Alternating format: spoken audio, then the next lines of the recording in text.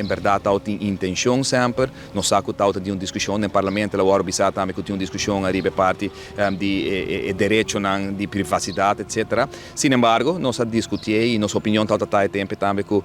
tem caso aqui da proteção do próprio agente policial, da proteção da comunidade e nós saco na final do dia e também assim bom na nossa justiça.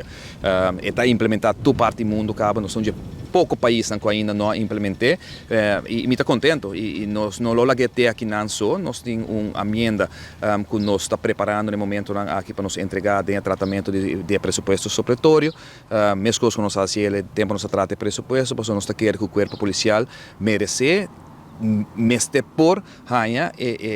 subsídio não necessário, placa não necessário para diferentes coisas que o Mr. Waro atende com mas escuta que já acaba na base da order ao dashcam também que um coisa que nós para roupa duro pele e me estou sumamente contente com a ela mostra nós rebe ele que já acaba na base da order e dashcam para proximamente hora sai dame vir programa piloto e a intenção de nós fração de PPA tá em todo caso para ajuda bem que fundo não outro simão para nós por bisa ok nós tinha programa piloto agora aqui não pero nos quer para o mês de januário, que também de ano 2026, é para implementar full-fledged de nosso corpo policial.